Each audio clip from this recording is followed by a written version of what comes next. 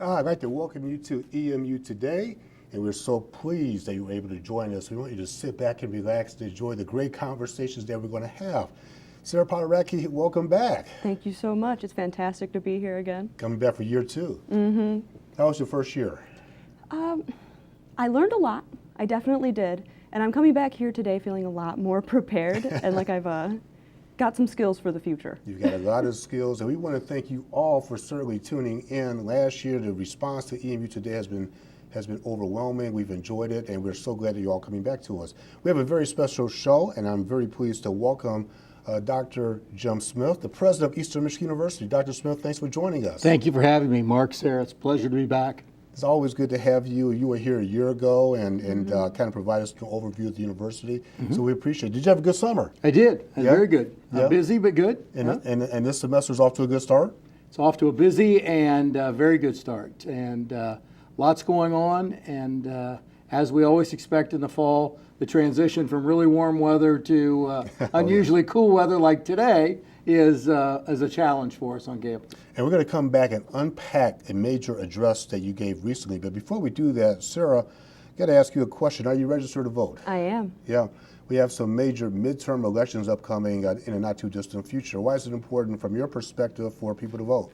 I feel like a lot of people my age don't seem to realize that if we don't vote, then people of different age groups are making all of the decisions for us, and therefore we will just have to deal with those decisions later on down the road. Yeah, and Dr. Smith, I have to tell you, according to a recent report in the Atlantic, about 28% of young voters say they will vote in the upcoming midterm elections.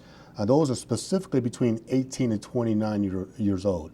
Talk to us about, from your perspective as the leader of a major university, an administrator, as a voter, talk about the importance to get out to vote. Well, I think Sarah hit the importance of one element is that older demographics seem to vote in larger number. So you have the voice of an older demographic if a younger demographic doesn't vote. The second part that I think is really critical for university administrators like me is to have our students, who often are very frustrated about things like, what does the state contribute to my education, to look at those candidates that are pro higher education or pro K-12 and then support those candidates. It's a little bit of work. You have to do a little bit of research. You have to go to some forums. We do a lot of those things here on campus. Take advantage of those, be well informed, and then turn out to vote. Critically important. But you know, Sarah, it is a lot of work, but you know, it's work that's well worth it. It's worth to do the extra research on the candidates. It's well worth it because people have literally died for the right to vote. And we're certainly living in times where it's important that we encourage as many people to get out there and cast their ballots. There's this overall thought of, well, I'll just worry about it later when I'm a real adult. But the thing is, you're an adult now. Yeah. And you need to start making these decisions, and you need to seek out the information, and you need to get out and vote. So before I go to Dr. Smith, I'm going to look at all of us here and encourage as many of us, if not all of us, 100% of you to get out there and vote in the upcoming midterm elections. Dr. Smith, I'm going to come back over to you. You recently gave a major address to the entire university community. I believe it's the State of the University address, is that right? Correct. Yeah, kind of give us a perspective on the context of your comments. Why did you decide to do it? I think it's never been done before, and then here's some of the highlights from it. Well, first, I don't know when the last time it was done, Mark. It looks like it hasn't been done during the course of the last 2 or 3 presidents. This is my second presidency. I was in South Dakota for 7 years. I did one every year. I thought it was good for the faculty, the staff, and the students to hear where we were coming out of a summer break, going forward to fall, and then into winter, and then into spring. So 2 years ago, we began talking about it. Last year, we thought it would happen, and time just got away from us. The best time to do it really is the beginning of the year. It sets the stage for the year. So I took the opportunity. It's about 50 minutes long. We did it both live and on telecast, so people could watch it from their office. And actually, it's data archives, so you can watch it. And if you want to watch it on your computer screen, you can do that. But really talking about who we are, where we're going, what challenges we have in front of us, but what we have to celebrate from all the successes in the course of, I usually looked at about a 6 to 8 month time horizon of the successes we've had as a university. You know, it's interesting, Sarah, you know, you're a student here, and it's important. Sometimes we get wrapped up in the day-to-day activities. You go to class and you study, and I don't think sometimes even our students have pulled the lens back to see the big picture. Yes, looking through the address, I really enjoyed, because it's several pages long, there's a transcript that was sent out to all the students, and I really enjoyed looking at that and seeing all of the positive impacts that we as a campus community have through all of the organizations that are available to us. And it was really just inspiring to see all of the different organizations you touched on. And let's talk about some of the key highlights, Dr. Smith. What were some of the, you were here about a year ago, you gave us an update. Right. So since that time, hit some of the key highlights from this year's address. What were some of the things that you really wanted to focus on as we think about this particular academic year and beyond? Well, I think the most important part for me is to talk about who we are as an institution. What's our DNA? What makes us who we are? And I think if you look at every part of EMU, it's about being a campus of opportunity. We give students opportunities that other places don't. And so I spent a little time talking about that. 30% of our incoming freshmen, incoming first-year class identifies by their own self-identification as members of a minority group. That's very unusual in regional college attendance patterns. I wanted to talk about that. I wanted to talk about financial aid and the importance of financial aid to making that campus of opportunity come to life for these students. Spoke a little bit about our new Forward Scholarship. You pay for 2 years, we pay for 2 years. That does have a requirement to live in your residence all 4 years. So I want to make sure people understood that packaging. And then I wanted to talk about, as Sarah said, some of the points of pride that people just don't know. Clinical Research Administration, the #1 master's program in America. Our clinical psychology program, one of the top 5 in America. Those are things that people just don't, if you don't consume EMU Today or other media like that, you don't know it. Yeah. And one of the challenges that you and I got into a discussion not too long ago, there was a surprising data point that I saw where it said the number of high school students will be declining in terms of the source of students for colleges by, I think, 5 or 10 years. It's going to decline significantly. What's the strategy behind getting more students engaged in terms of focusing on enrollment growth for the university? Well, you've seen a strategy that's purposeful on our part. 2 years ago, we did in-state and out-of-state being equalized. So someone like Sarah, who comes to us from Wisconsin, would, if she came today, pay the same amount that a student would be from Sault Ste. Marie or would be from Kalamazoo. Why is that strategy? Because equalizing cost is one attraction factor. People don't leave their state if they can stay in their state cheaper than coming to Michigan. The second one was a big step for us this summer, equalizing international. So an international student can come to us from Bombay, Mumbai as it is today, and they'll pay the same amount as a student living in the state. It's not for graduate students yet, but for undergraduate students we've equalized that. And then our online presence. The more we're online, the more we can send out our instruction virtually to any state in the nation. Southern states are growing. Northern, Midwestern states are declining. That's our strategy point. Sir, let me ask you from an online standpoint, have you taken online classes? Yes. Yeah. I absolutely love whenever I can have the opportunity to take one. I try to slam one on my schedule because I'm very active in the theater department, very active around campus, and anything I can do where I don't have to physically go and sit in a class really helps me get more involved. And that seems to be the trend on a go-forward basis as we think about how technology has just become pervasive in our lives, all over the place, if you will. So what you're telling me and telling us is that there's certainly a demand for that type of educational opportunity for our students. There is. It's not for everyone, Mark. I think we need to put the caveat out there. For someone like Sarah, it works really, really well. She likes it. There are other students that say, no, I need to have the constant interaction with Mark Lee as my professor, having Mark remind me that I've got a midterm next Thursday, blah, blah, blah. And I understand that. But for those that are self-regulated learners, online is very convenient, allows some of our students work 2 and 3 jobs a semester. It allows them to get a few extra hours in their place of work and allows them to also do their coursework.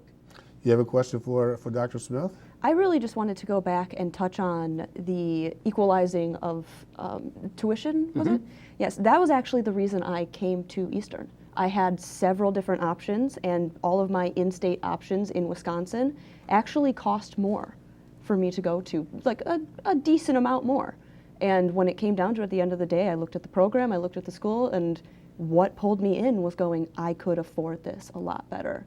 So watching that become an opportunity for more people over time has been awesome. We're going to clip this and make a commercial out of it. Because it's exactly, Okay. it's exactly the kind of discussion that we think happens in families around the country.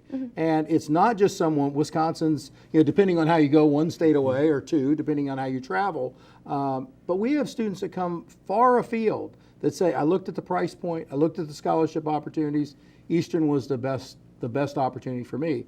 And one that I didn't do at the State of the University address is now theater, a program near and dear to your heart, is in the top 15 in the country. Yes. Outstanding. And I wish that would have been out when I did the State of the University address. It wasn't, but that also plays into how people make decisions. Really strong programs, really good price point. And we have less than a minute together remaining, but I will say it was not out as part of the university address, but guess what? It's out now. It is out now. Absolutely. It is out now. We're going to make sure we want to send this program to all of our alums and people watching the general population.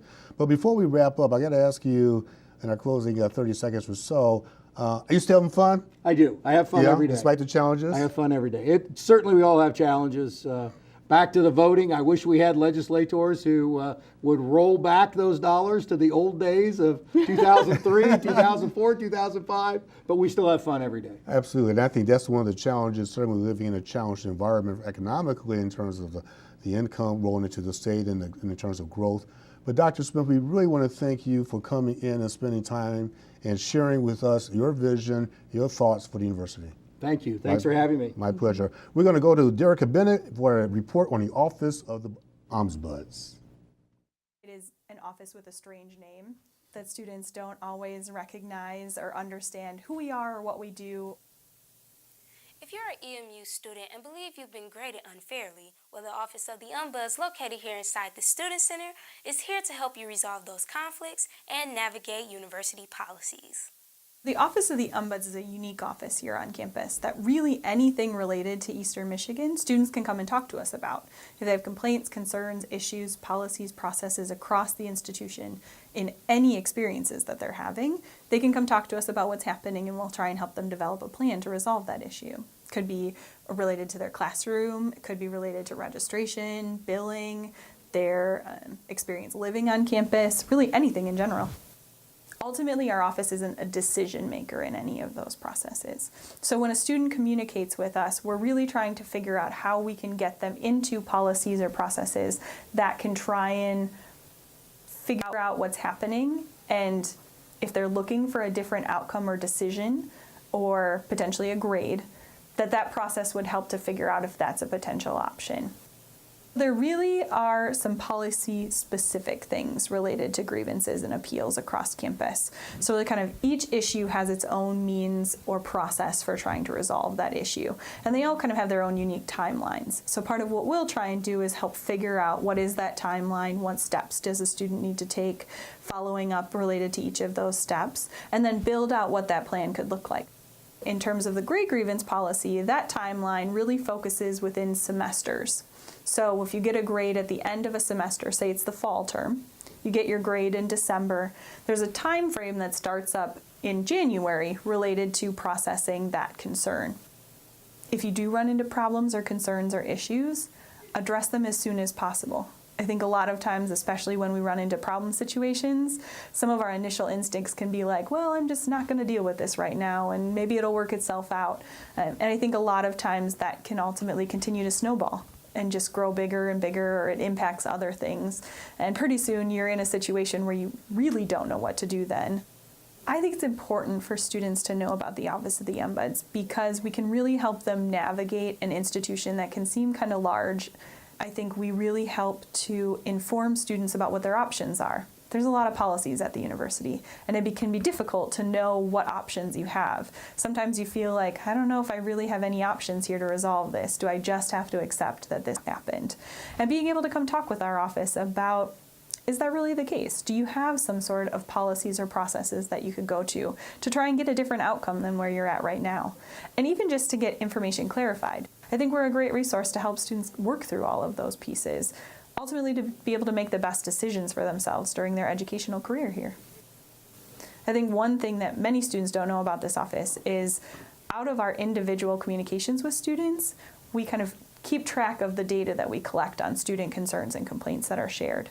And then annually, we work with administrators across campus to try and make institutional improvement. So the complaints and concerns that students share with our office, we really take them into consideration, and we try and think about how we can help improve the student experience overall. And so we value that feedback. Once again, the Office of Ombuds is located inside the Student Center, room 248. Office hours are 9 to 5, Monday through Friday. You can also reach them by phone and email. I'm Derek Bennett reporting for EMU Today.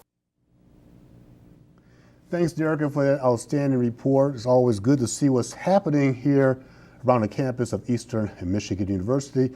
We want to welcome you back to this particular, our second year of doing this show, and we really appreciate the opportunity. Myself, I'm Mark Esley. I'm here with Sarah Paracki.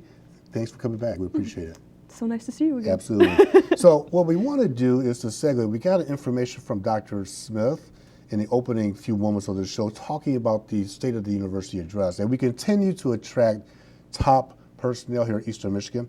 And I'm so pleased to welcome Dr. Kenneth Lord. He was appointed Dean of Eastern Michigan University's College of Business in the summer of 2018. If I recall correctly, you came here from California. Is that right, Dr. Ward? That's correct. Well, it's so good to have you, and welcome to Eastern Michigan. Why, thank you. We're so glad to have you. And talk to us briefly about your background, because I know that you have an extensive educational background, but talk to us about the most recent experience, and why did you decide to come to Eastern Michigan University? Okay, most recently, I worked for 5 years at California State University at Northridge. And one thing that really has excited me about coming here, actually a number of things have, but let me speak to two or three. We heard a few minutes ago from President Smith about the profile of this student population. That to me is something that's thrilling. I'm a first-generation college student myself, and I have found that some of my greatest satisfaction in my career has come from helping to bring about opportunity for other students who might not have that same degree of opportunity at any number of other institutions that we could mention. Mm-hmm. And that to me is a source of immense satisfaction to see the struggles, the efforts, the commitment, the focus on education that these students bring, and to be able to work with an outstanding faculty and staff to contribute to that. Other things that have been very meaningful to me and were as I consider this opportunity, certainly the people who work here. What a dynamic, wonderfully accomplished, deeply dedicated group of faculty and staff. Just since I started, for instance, just to show you that this is something that's been going on for a long period of time and continues even right up to the present moment. One of our long-standing faculty members was posthumously inducted into the AdCraft Hall of Fame this summer for one of only 10 or 11 people whose lifetime contributions to that industry were being recognized. Yeah. And almost simultaneously with that, we had another faculty member in the same department in which she had served receiving a Best Paper Award from a major international conference over in Malaysia. So for a long period of time and right up to the present day, we have faculty who are just at the top of their disciplines, but more important than that, who are superb educators and care deeply about, and I can say the same thing over and over again about our staff. That's outstanding. And sir, you take classes, you've taken classes in the College of Business as well. I'm fortunate enough to teach and lecture over at the College of Business. What has been, from your perspective, your experience over at the College of Business? I feel like when I walk into the College of Business, I see a lot of very well-dressed students. That's always my first impression, because I'm running in there and I'm kind of scrappy looking sometimes. But a lot of just very, very professional people, and people who are clearly very passionate about the careers that they're going into. Yeah, and Dr. Wood, as we talk about the College of Business, clearly it's gotten some very high rankings. I think it was named in the top business school in the country or in the Midwest, according to the Princeton Review. Is that right? Okay. We are listed among the top business schools by Princeton By Review. Princeton Review. They don't have a ranking number 1 through whatever. They Thanks for the they look at clarification. accredited business schools, and then they select those that are, according to their metrics, excellent, and they put together an annual book that identifies top leading business schools throughout the nation. But beyond that, we have a number of other rankings and recognitions. We're accredited by AACSB International, with that in and of itself being accredited by the premier accrediting organization for business programs around the world, places us among the top 5%, less than 5% of business degree granting institutions internationally. Mm-hmm. Then you look at things like our integrated marketing communication program, which has been ranked among the top programs in that subdiscipline of marketing for a number of years. And you look more recently at the rising recognition of our programs. Our HR.com in February of 2018 came out with their newest rankings, and Eastern Michigan University was ranked number 1 for a diploma program with an emphasis on HR. That's at the undergraduate level. Our graduate program, our Master of Science in HROD, was ranked number 2 for master's programs with an emphasis on leadership and organizational development. Our continuing education program, certificate program, was ranked number 1 among such programs in the nation, among such programs with an emphasis on HR. Our programs are just rising to a level of recognition that it makes it a real honor to be here and contribute to their continuing growth. This is why I love doing this show as well, because you taught me things that I didn't know about. Did you know that some of those statistics about the COB? That since I spend most of my time on main campus, I'm honestly pretty blind to a lot of the stuff going on with the College of Business. But anytime I hear about it, it's always positive. There's always people just ranting and raving about everything that they've experienced over there. And Dr. Ward, you referenced, we know you're the new dean, well, you're the dean now of the College of Business. Talk to us about your priorities for this particular academic year, and then where you see it going over the next, certainly the 2 to 3 year period as well. Okay. Well, some of these were certainly well articulated by President Smith, and we as a college are firmly committed to doing our part to realize that very visionary perspective that he brings to our institution. The focus on student success is critical. That means we need to work on increasing student retention. We need to work on increasing student graduation rates. You know, from the perspective of the dean of a professional college, student success means that, and it means more. It means preparing our students in rich, substantive ways for career success that will last a lifetime, beyond retaining them and keeping them through to graduation here. And that is a key focus of where we'll be investing some of our efforts. And part of that is reaching out to ever larger and higher level recruiters to be there on campus recruiting our students. So that's a key factor that we're going to be working on in the year ahead and in the coming years. Programmatically, there are some rich opportunities before us. We've just had approved within the last year a Master of Science and Finance program. Now with that comes some wonderful functionalities that will really help all of our students, and even non-business students, have a level of comfort and training and even certification through Bloomberg terminals, through state-of-the-art databases and software. Things that in the finance world professionals would certainly recognize, but our students haven't always had the opportunity to get that training in, like CRISP and CompuStat and Morningstar and so on.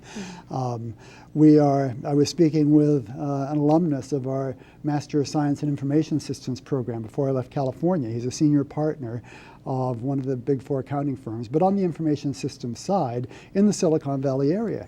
He's familiar with our programs, and he said he looks to our MIS program as a potential major feeder for Silicon Valley, the leading technical place in the country, if not the world.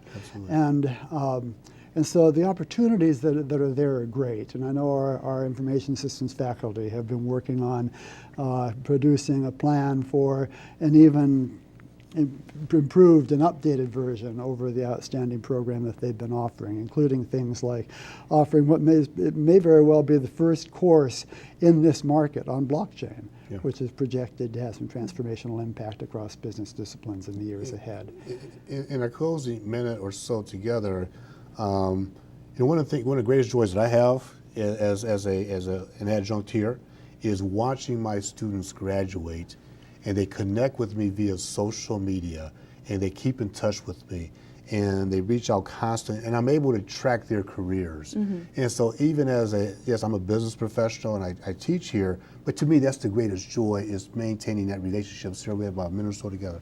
You had mentioned the word connect, and that's something that I think speaks volumes about the COB, is the level of connectivity with businesses in the Metro Detroit area. Because my professor bribed me with extra credit points to go to her professional development meeting, and I went and I loved it. And we had Quicken Loans there, we had Sherwin-Williams, we had a few companies, and they all were telling us, like, we're looking to hire EMU grads.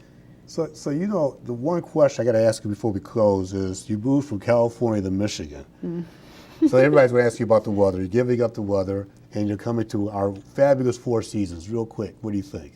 You know, in California, the topic of everybody's conversation is traffic. Here it's weather. All right. Well, Dr. Ken Moore, we want to thank you very much. We welcome you to Eastern Michigan University. Sarah, thank you very much as well. We appreciate it.